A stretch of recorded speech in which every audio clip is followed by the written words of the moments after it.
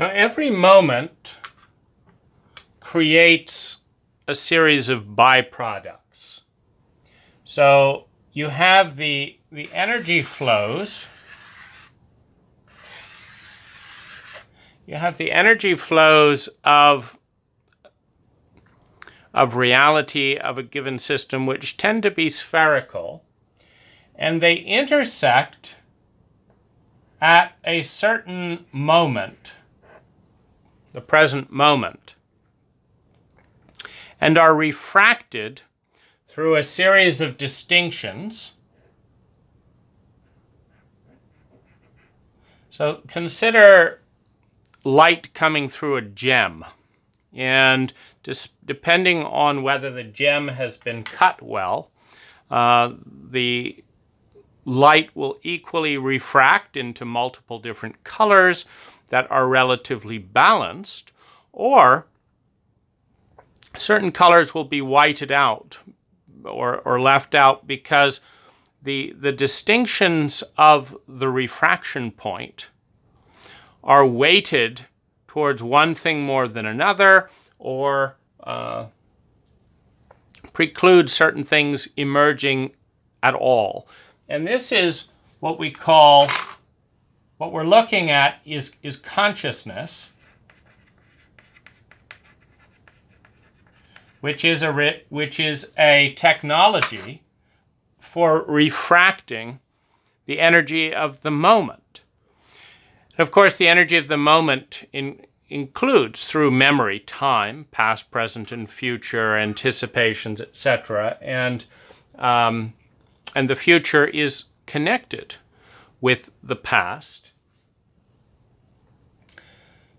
Now, at any given moment, all of the energy that's moving through our system, and we have, mental, emotional, physical energy, and we have other energies that are not fully in that spectrum, that, remains unconscious, but is still present in the moment. That energy is refracted through consciousness, through the distinctions of the conscious mind through language, into a mental, emotional, physical pattern of impact. Now, once that happens, we then interact mentally, emotionally, physically with the larger culture and environment.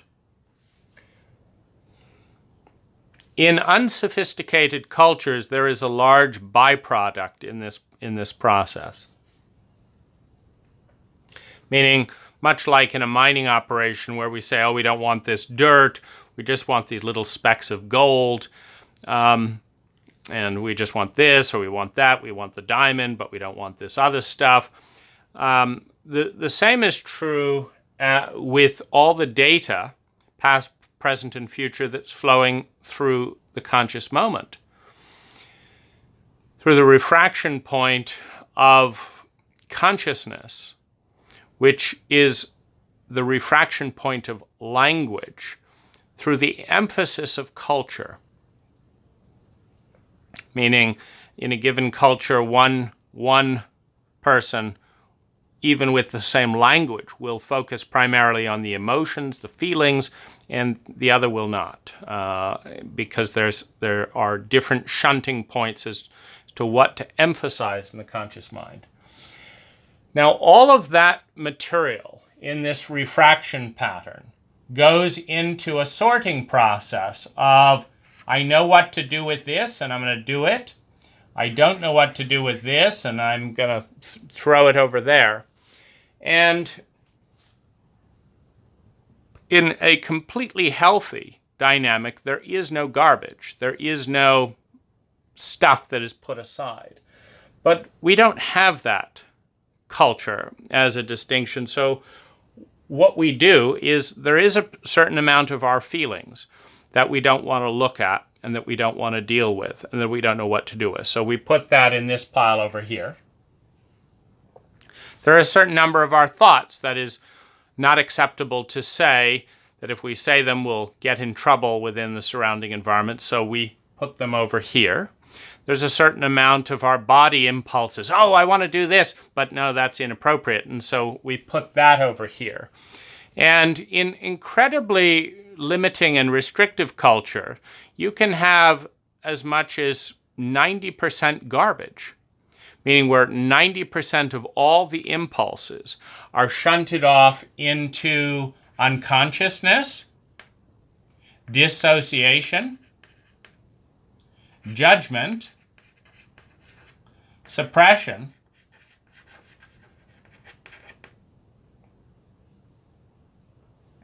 and other things that are not to be clearly honored and expressed.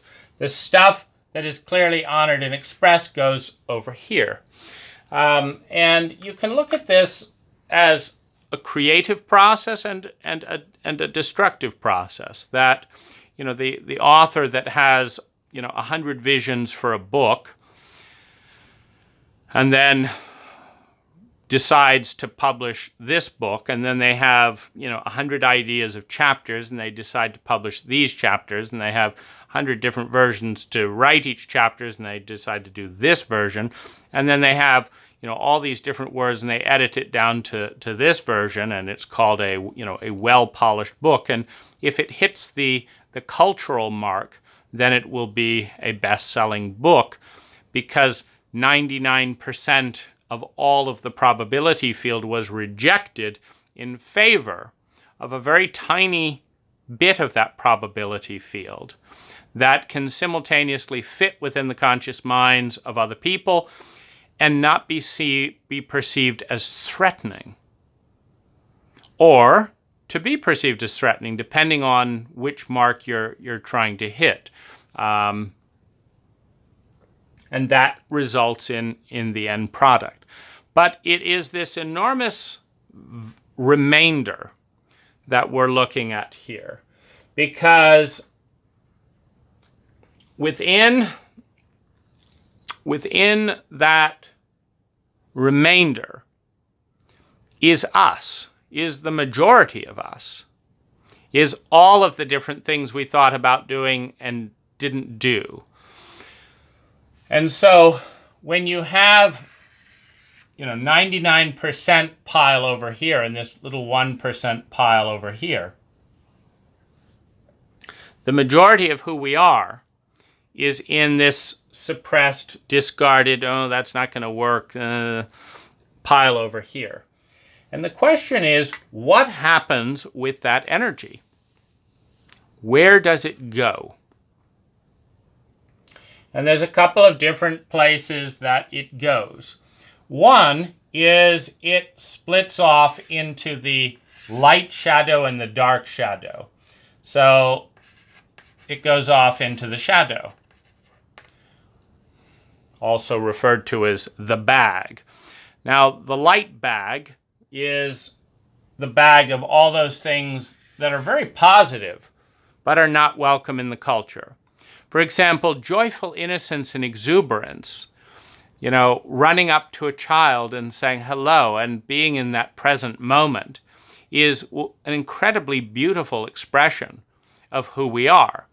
But it goes in the bag because in a culture that is fear-based and cannot discern between innocence and sexual abuse, that is perceived as threatening. So something incredibly innocent and beautiful is put into the bag of we don't do that here, because what we're really concerned about is that 1% of 1% of the time, certain behavior comes up that we've labeled taboo behavior between adults and children, and so we're so fixated on that we wipe out the entire spectrum of innocent interaction, or nothing that exuberant. So if you're just serious and like, how you doing, kid? Okay, that's okay, that'll fit. But if you say hello, how are you, and what's going on at 5 years old, and how do you interact with that? Nope, it doesn't fit into normal behavior. So it's very positive by all scientific metrics. The kid loves it. It's a healthier culture.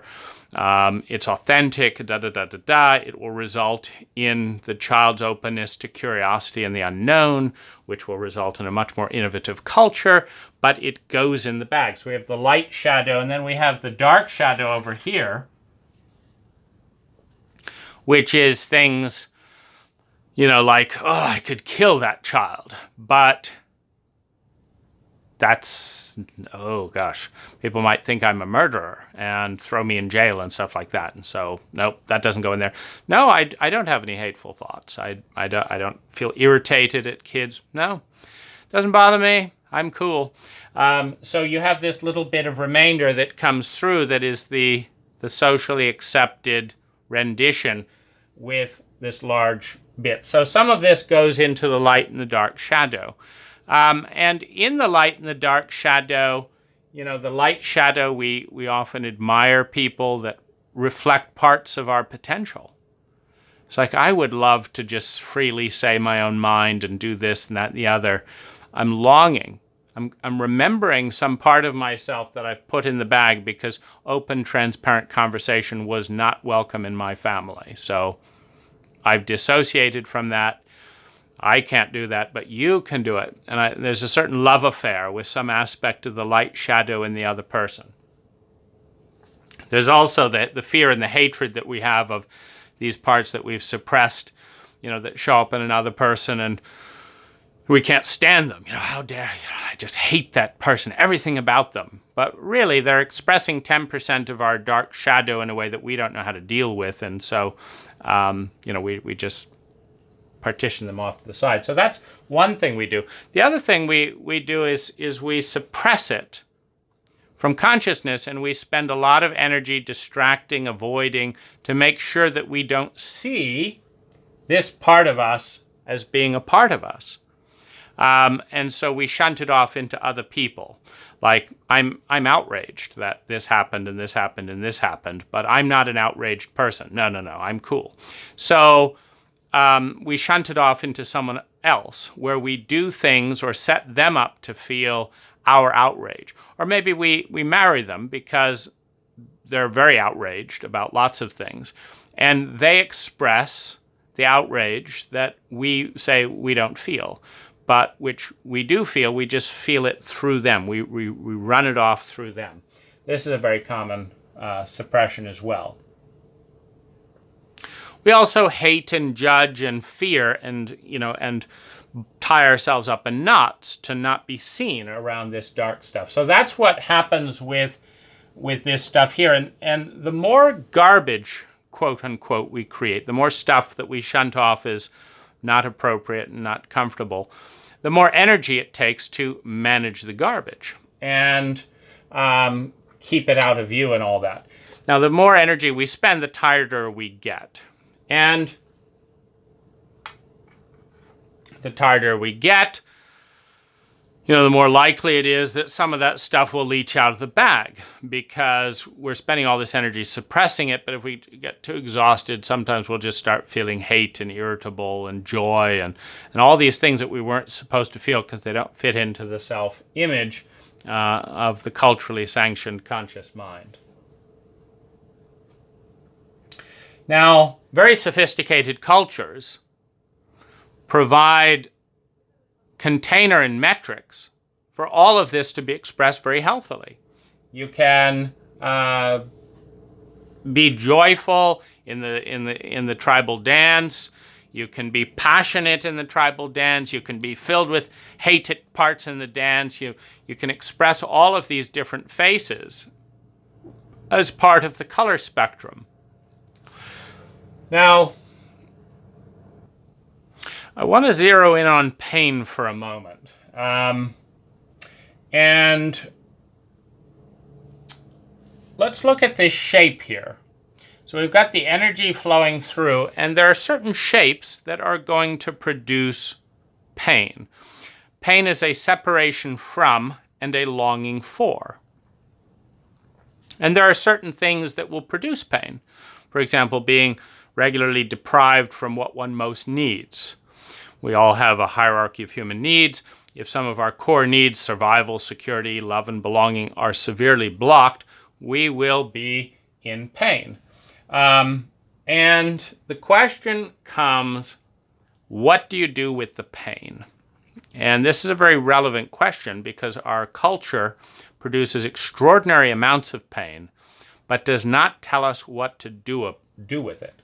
So the pain that is produced by an environment, and this is a very important thing to understand, that pain is a byproduct of our energy flowing through an environment that we participate in creating. We don't create it over and all. I mean, like, you and I didn't design the mind-numbing education system. You and I didn't design the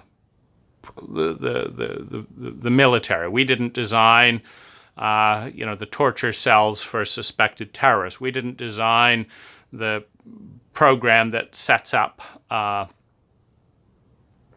millions of Americans to be homeless, for example. So we didn't design a lot of these systems. We're participants by allowing them in a variety of ways, but these are structures that are in place. Now, if we long for a world in which everyone has the right to a home and the ability to create and live in a home, and where millions of people don't have that, there will be a certain discord between what we long for. Because the goal of a system, when systems are created, their intent is to facilitate survival, security and of survival, love and belonging, self-esteem, growth. That's the conscious or unconscious intention behind voting for anyone, etc., is to facilitate moving towards well-being. And if we do the data, which we don't always do, we understand that in order for us to have a strong sense of well-being, we need to be in a culture in which others have well-being. It's very difficult to be happy when you're surrounded by miserable, coping, traumatized people, in part because if you do tolerate being happy when they're not, there's usually a revolution, and the first thing that goes is knock down the people who were happy to sit along being comfortable and successful while everyone else was failing. So, get rid of the monarchy, distribute the gold amongst the people, or the new warlord. And so you have a disruption. But the question is, in the conscious moment, like you and I, in this moment, have a life that produces a certain amount of pain in this moment. There is a certain amount of, I'd like my family to be free of this system, but they're not. I'd like to be able to sleep better than I do. I would like to be able to give more generously and be seen for who I am, and I'm not. And the gap between the longing, the desire, the imagination, and the present reality, refracted through the present system of language, thinking, culture, and physical experience, equals pain. And all of us are in pain because we're in a system that produces large amounts of unnecessary pain. The question is how much, and what do we do with it? So in each moment we go through, there is a gap between what we long for and what we're experiencing. Pain, separation from and longing for. So, if I long for a whole body on some level and someone chops this off, there's physical pain because an arm is separate from the rest of the body. There's a lot of pain around that. If I long for energy and I'm very, very exhausted and tired, if I long for joy and I'm incredibly miserable, there is pain in that gap. If I'd like to see healthy people around me and I see very unhappy people around me, pain is in the gap. And the question is, what do we do with it? Now, we can do a variety of different things in response to pain. We can respond right now with action.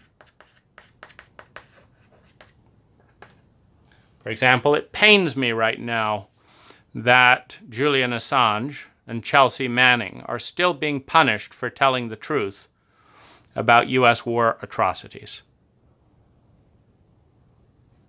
We wouldn't have learned about Abu Ghraib. We wouldn't have learned about, Reuters, journalists being shot down if it weren't for, from a gunship, just, like video games. We wouldn't have learned about this gap between what we'd like to think we are doing as a country without these truth tellers. And they're being punished severely with, and there's an incredible gap in the law. Journalists are supposed to be protected, but we're inventing all kinds of ways to punish journalists and let journalists know around the world, this is what you're up against if you have an impeccable record of exposing embarrassing secrets about a military power.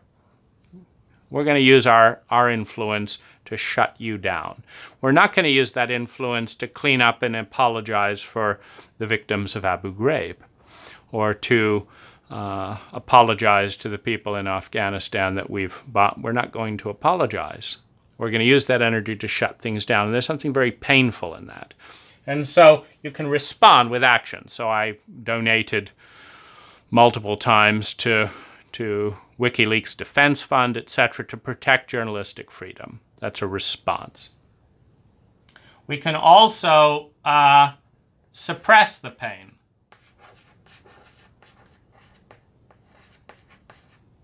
With numbing. Oh, it's only Julian. It's not me. I'm not in jail. I'm not in solitary confinement. It's just him over there. So there's a numbing. There's a dissociation. I am in pain, but I don't want to feel it right now. There is a process of, we can grieve. We can respond with grief. That's not the suppression. So we've got numbing, dissociation. We've got distraction. And one of the best distractions is addiction. Addiction is an incredibly narrow band, repetitive behavior that often harms us, but it simultaneously provides a strong distraction from the amount of pain that we're in. And so this is we can respond now or we can respond later. And let's say that in the present moment, there's 1,000 units of pain.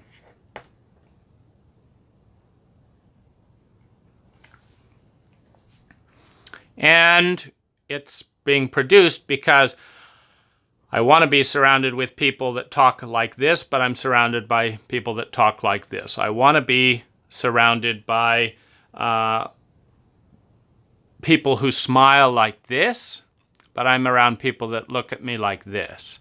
And each of these gaps is a source of pain between the desire, the imagination, and the felt experience. So there's 1,000 units of pain being refracted in the present moment. And the question is, how do we respond? And do we respond to change the environment to be closer to the environment that we want to create? Or do we respond to suppress the feelings to be able to cope with the environment we don't know how to change, or we don't want to deal with, or we feel too overwhelmed by? And in that sense, we've got, dissociation, addiction, numbing, and avoidance. Now, every moment where we put most of that pain into the future is a moment where we don't deal with it now.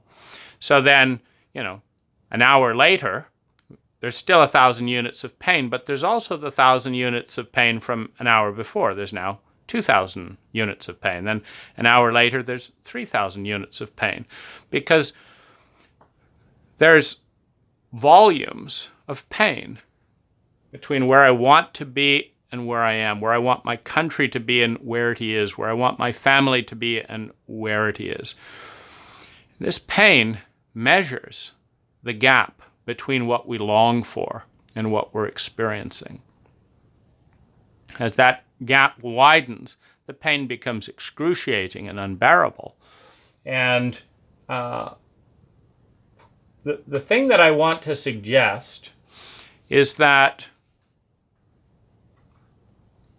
we can put it in our body and distract and maybe drink some alcohol so that our body will mask, and we put it into our body and then we drink something that numbs a part of our body. And it feels great because the pain is asleep. It's there, but it's asleep. And we can put it in our thoughts and just have loops of painful thoughts and not deal with it. We can feel a depression, a sadness, like there's just so much stuff I want to respond to, and it's just so much. We can put it in our heart, mind, and body now or in the future, and we can also deny it very deeply. We can spend a lot of energy to create a complete coping mechanism, an adaptive personality that is cheerful. The child that comes to school from an alcoholic family that puts on an extra cheerful and funny face so that nobody suspects what a horror it is to go at home. And so you can cover it with a whole adaptive personality and spend energy doing that. But the point is that I want to talk about is that there is no free lunch. Milton Friedman, classical economist, brings a very important law of physics into awareness here. There is no free lunch. We can suppress the pain, but we have to spend energy of suppressing it. And if it's suppressed, that's energy that could have been spent responding to the pain. We can numb the pain. Alcohol, drugs, compulsive behavior, video games, sex. We can numb the pain. And yet, the pain is still there. It has a price tag. And we have to spend energy doing something with it. There is no free lunch. You don't just get to magically eliminate pain. You may be able to release some of it in meditation. By connecting the ego, because it's the ego that's in pain, because the ego is the one that has the desire. The ego is the one that longs for its needs to be met and its dreams to be fulfilled. The ego has human needs to survive, to feel secure in that survival, to have love and belonging, to have a sense of self-esteem and liking oneself, to develop and grow, to contribute. These are needs of the ego. And so we can go into the part of our soul, our psyche, that is transcendental, that is beyond the ego, to understand that, yes, this ego is in extraordinary amounts of pain, but the soul, the spirit, the consciousness that is beyond the acculturated language brain, can still be in a place of great joy, because it's not bound in the physical body. It's not bound in the culture. It's transcendent. It transcends the refraction pattern here. And we can use that connection with something more than ourselves, something divine, to kind of measures like, this is how I feel when I'm outside of this culture. I was going through one of the worst pains of my adult life, in which my community and my therapists and the people I'd asked for help were behaving completely different from what I longed for, what I desperately needed in order to integrate. And human beings became incredibly painful to understand that I didn't have any place to turn. And so I found that when I could connect with certain divine energy, it all went away because I was in no pain in relationship with that divine energy. That divine energy did not disappoint, did not lie, was a perfect fusion. And so I'm in no pain in relationship to this divine energy. I'm in great pain in relationship with my community. And so we have the opportunity to focus. But the important thing to come back to is that the densest form of reality is the physical reality. Meaning, if someone has chopped off your arm, that is going to produce pain until you die, or until that is either sealed with an amputation wound. There may be, of course, psychological pain, because before that arm got chopped off, you had the chance to drive a car, to play sports, etc. Now you don't, and so there's a gap. I longed to be moving towards this reality, and instead I'm living this reality, and I will never be able to live this reality because a part of me is cut off. So there's a psychological pain, even after the physical pain, from cauterizing the wound and and repair and stuff is healed. But the environment in which we're in is the malleable force. At some level, in our ideals, it is the nature of the human being to have ideals, to have a desire to pursue beauty, truth, and goodness. We long for that. It's our nature. It's our nature to choose a more symmetrically sculpted partner than an asymmetrical partner. If you study all the different races, who is attractive and who is not attractive, and they look at faces, we're drawn to symmetry. And so we're drawn naturally to beauty, to the symmetry, which reminds us of the whole. We're drawn to that. And to goodness, something that's like, someone knew that being kind was more important than money. That's nice to see. That makes me happy. I like that. There's a beauty. And there's a truth, like, yes, that fits. Truth is also about symmetry and geometry. When someone does what they say, it's the symmetry we're drawn to. Yes, they said that, and then they did that, and it fits. There's integration, which is about our homecoming, about our longing to come back to the circle, to find wholeness. There's a joy in being welcome to the family, but there's an even bigger joy in being welcome to who we are. For example, we all long for family and belonging, but if the family will not accept the truth, there is a certain joy in leaving the family so that we can be ourselves. This is what I feel. This is what I think. This is what I do. And if you cannot accept that which is part of me, who I want to be, I am a transvestite, meaning I have these feelings, I do these things that is called transvestite. And I long to be a part of the circle, but not a circle that denies who I'm longing to be, that cuts that off. And in that sense, we're in pain either way, because we're either alone accepting ourselves, or we are part of a group that denies, shames, and disowns part of who we are. There's pain either way. That pain doesn't heal until we can return as who we long to be to the circle and be accepted as we are. That is the return, the homecoming. And for that to occur, the circle must evolve to understand more of itself. Because when the circle understands more of itself, when the family owns all of who it is, that will always include the members of the family. When the family can deal with the fact that part of them is in so much pain they're in addiction, then the addict in the family can be treated kindly because they're processing the pain for the entire family. They're more sensitive perhaps than the rest of the family. That's why they can't take it.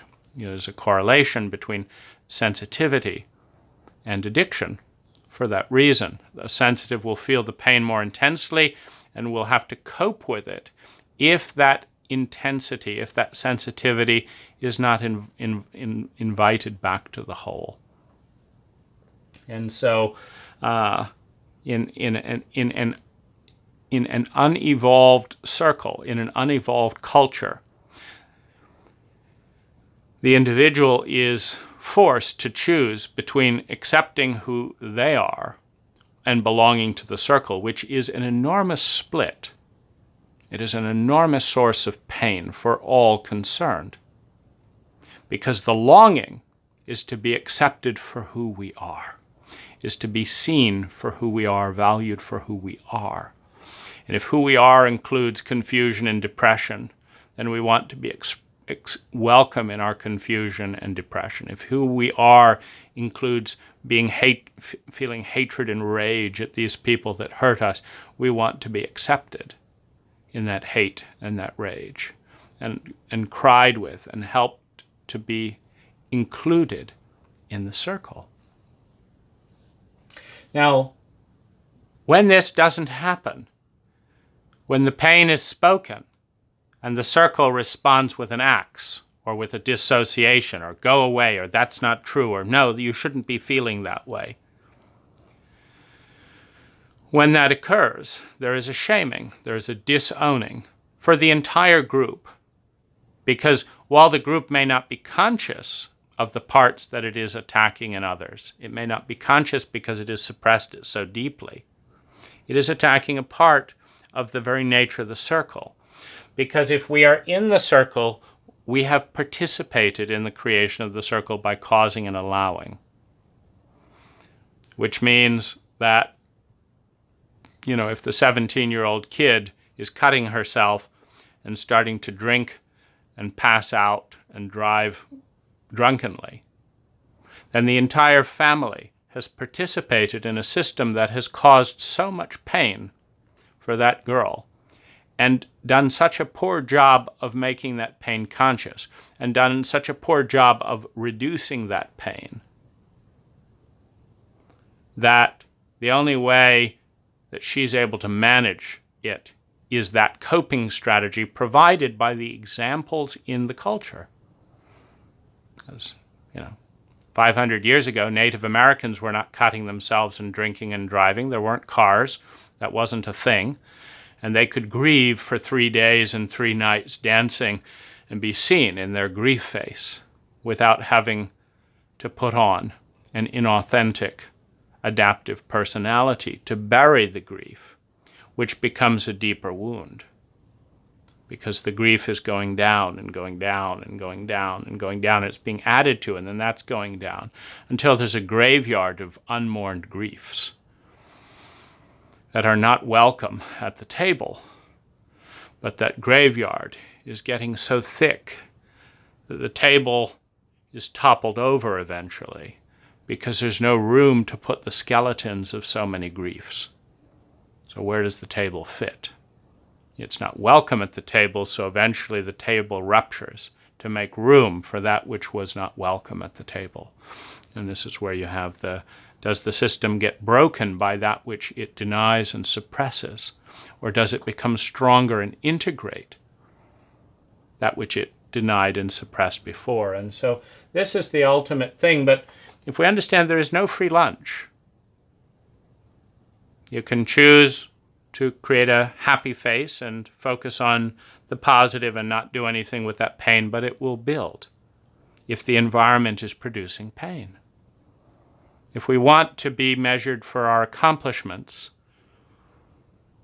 but our boss picks the cutest, youngest girl for the opportunity, we are not measured for our accomplishments. We are measured for our cuteness and our age and our gender, which creates pain. And every single year that our accomplishments go unseen and that gets allocated, there is a sense of pain. And if that pain cannot be spoken, because as soon as we raise a hand, the boss says you're fired, because that is not welcome here, then there's further pain. And if you try and move around, it's like, okay, I had to work 4 years to get this job before I understood that I'd never be valued for who I am. And there's pain, because now I'm going to have to take another 4 years and I don't have control. Maybe I'll find I'm in the same pattern in 4 years. And then my exhaustion from doing that 2 or 3 times is building up, and nobody wants to hear about the exhaustion. I'm in pain, I'm in pain, I'm in pain. And everyone tells me to be positive, but I'm in pain. And the pain isn't welcome at the table. There's a cost to numbing, there's a cost to suppression, there's a cost to expressing pain in a cult, in a circle that doesn't want to deal with it. And the thing about reality and the thing about physics is energy is not destroyed or created. It just changes. So in this case, we create a conscious mind that longs for certain things. Some cultures emphasize freedom of the individual more, some emphasize equality more. Whatever the culture emphasizes as the beauty, truth, and goodness of the culture, it influences what we long for it. And if we default to that, to longing for beauty, truth, and goodness as that culture has defined it, and are then in an environment where that's not happening, pain will be present. And we can ask our body to carry it, and it'll carry it for a while. And we can ask our minds to obsess about it but not talk about it, and our minds will obsess about it and think about it. And we can give it to our heart and suppress the feeling, and ask our heart to kind of deal with it but not express it. But eventually, that which is denied and suppressed becomes the defining force that is denying and suppressing it. Because that which is within us is always bigger than that which we are suppressing. Or no, that which is within us is bigger than the suppressive force. By definition, if the force cannot hold space for something that is smaller than what is. So you have, here is what is, and then you have an adaptive cultural personality that can only hold space for a part of what is.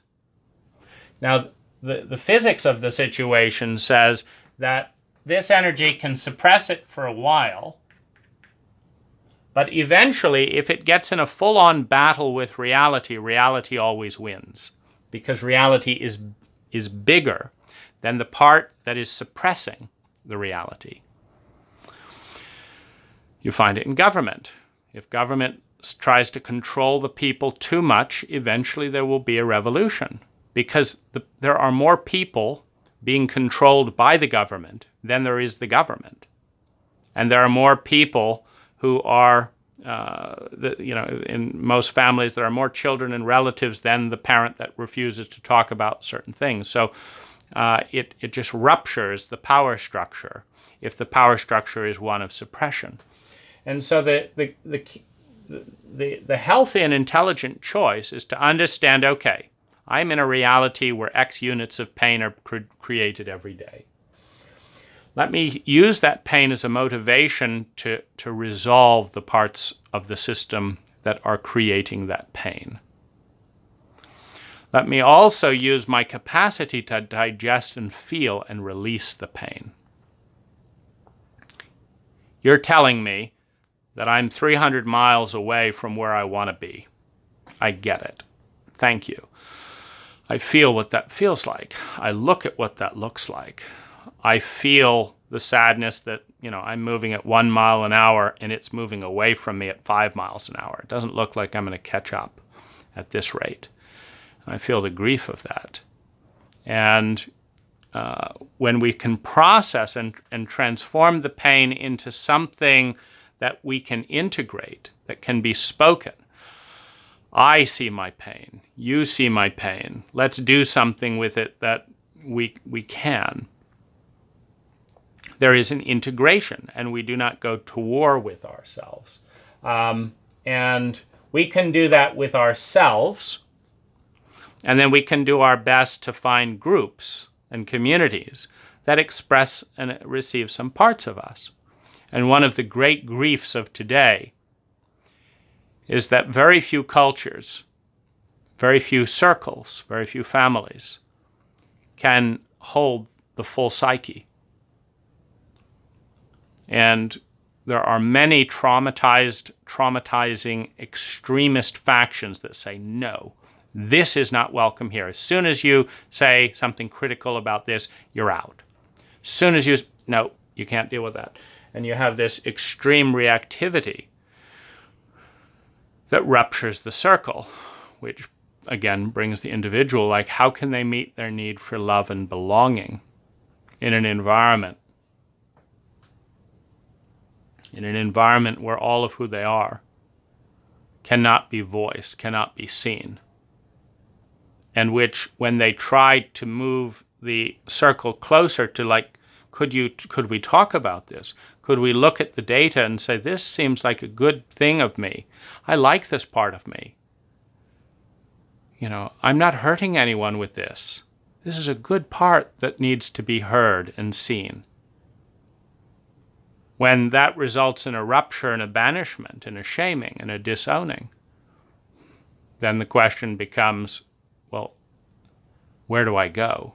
And how not to take on the tragedy of the rupture with the circle, because we are a pack mammalian species.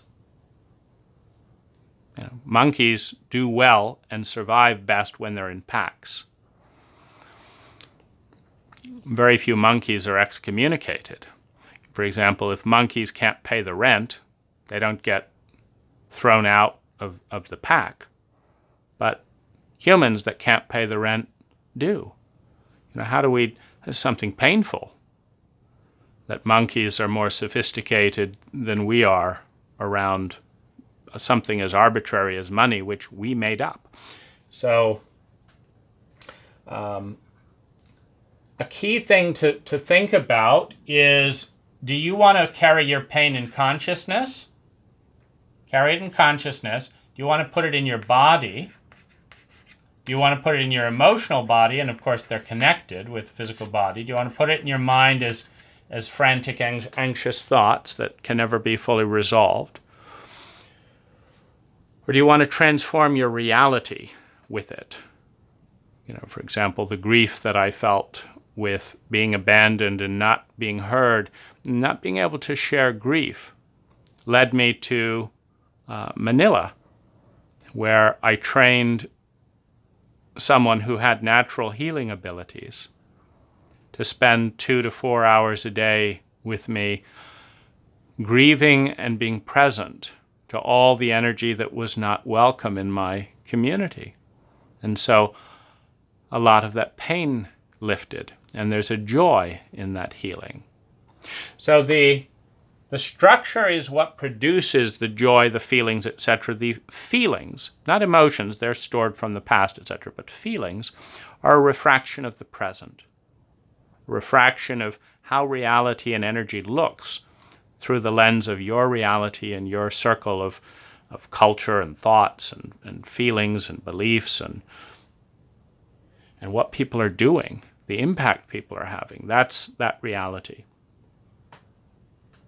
When that produces 20% joy, 30% pain, whatever the things, we then have to decide how to respond and integrate that energy, because it will never be destroyed. One of the things we find with intergenerational pain is that, grandma was going to be beaten if she was angry that her husband drank the rent away. She was going to be beaten if she was angry. So she learned that all that anger could never show up in the family, because if she told one of the kids and the kids told the dad, she'd be beaten. If she told her parents, they'd tell her to be a better wife. So went in. So she suppressed all that anger. Maybe she started drinking or had an addiction to process the rage about that. But all that anger, like, I want this reality. I want a reality where I'm not beaten for being my angry. But so now there's more anger because I want, and now there's pain. Because I want a reality where I can be heard and I'm not. So I'm in pain. Now I'm angry and in pain because my anger doesn't have a place anywhere in the circle. Well, that just goes down and down and down. The biological markers of this show indicators of this showing up in rats 3 generations down. Meaning if a rat has been repeatedly traumatized around a given something, their offspring for several generations will have the same visceral response because it didn't get resolved. If it had gotten resolved, it wouldn't have gone in as a trigger. We get shaped by severe, traumatic events. And one of the most traumatic events that you can experience as a human being who needs love and belonging is to actually be excommunicated from community. Because that is not important here. That's not welcome here. We don't have space for that here. And when what that is, when the woman at some point has suppressed so much rage that everything she feels is rage. She can't feel anything else but rage because as soon as she opens the emotional door, there's 10,000 layers of rage there that no one gave a place for. So she becomes the identity of rage because there's no longer other feelings. Because what is suppressed and dominated eventually dominates that arena. If you express your joy anytime it comes up, but you always suppress your hate, and you do that 20,000 times, now there's 20,000 layers of hate that are packed into the emotional body and the biology, and the joy is all gone. It was expressed through. So now every time you look in there, you see hate, and pretty soon you identify. Because, like, I'm the one that every time I look and say, what do I feel? I feel hate. That hate isn't welcome, so it keeps going on. The next generation is going to find themselves packed with hate and not knowing why. Because part of the cultural facade was that she was a good wife because she never talked about her anger. She was a good, loyal wife, according to the cult, because she packed 20,000 layers of rage. Every single time she hoped and longed for someone that would come back with the rent, and it didn't, and it didn't, and it didn't, and it didn't. Every time she longed for one person who would just let her express all of her emotions and say, that's completely sane and normal, this is terrible, let's get you to a situation that's less painful, that's enraging. It didn't happen. So she could be a good wife and suppress that, or she could express it and be beaten, and when she went home to her family, she would be kicked out. Go back to your husband. You're not being an obedient wife. We don't accept the voice of that which rejects this level of barbarity just because you feel it. That's normal. Go back, shut up, and don't complain. The voice isn't honored. So she's completely isolated. Where can she go, particularly in a chauvinistic culture? And so we're dealing with these wounds generations later, because finally it's safe enough for some of that suppressed energy to come up, but we have no idea where it's coming from. It was in our body at birth, because you can't go through a fetal process of coming out of that amount of packed rage without those chemicals affecting and letting you know the environment that you're dealing with. You're dealing with an environment that is incredibly enraging and an environment of secrecy in which you can't talk about it. So you're going to come out with a body that reflects that reality that has not been digested and responded to. And so you can give it to your future self. You can, by numbing it and suppressing it in the present, You can deal with it now. And if you can't deal with it now or in the future self, you can give it to your children and give it indirectly to all the people around you. Because you give it to the people around you by being in a gap between their longing. Meaning every child, every healthy human being longs to be able to connect emotionally with another human being that they're in interaction with. But if you've got nothing there but rage, and you've just got a fake smile on top of that because you're too scared of dealing with that, there's no connection. So they feel the ache. Where are you? Well, you're down below 20,000 levels of rage. And perhaps if you're born with that, you're down below that, and you don't know you don't know who gave it to you, and why it's so thickly laced in on a biological level. There's only one healthy response to this. It is to learn from the feelings produced by the present moment. And the present moment is, of course, informed and includes the past.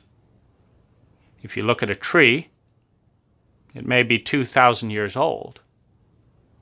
But at the center of the tree is the first ring of the first year. That is always included. The past is included in the present moment. It doesn't dissociate. That's one of the games, the mental games of it doesn't, let's play the game, it doesn't exist so I don't have to feel it. The present includes the past. So if you're born into an addictive family of this and that and the other, Gabor Mate was born in a situation that saw him being severely dissociative emotionally and unable to meet needs to keep him alive from the Nazis. He's become a leader in addiction, but he is compulsive to this day because that little infant is so desperate for something to fill the wound and to fill the void. And it's too big for his consciousness to respond to all of those layers.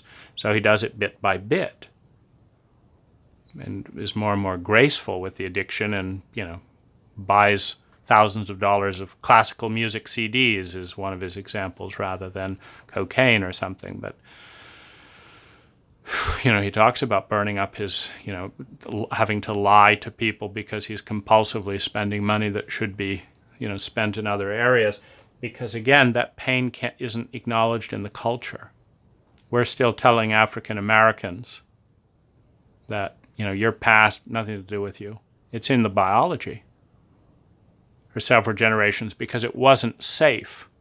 It wasn't safe for an American slave woman to honor who she was because she'd be killed or beaten or punished, or her kids would be raped to punish her for telling the truth, which would have led to the change because slavery is painful.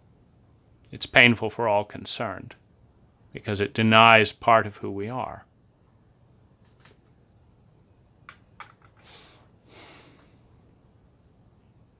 Thanks for bearing witness.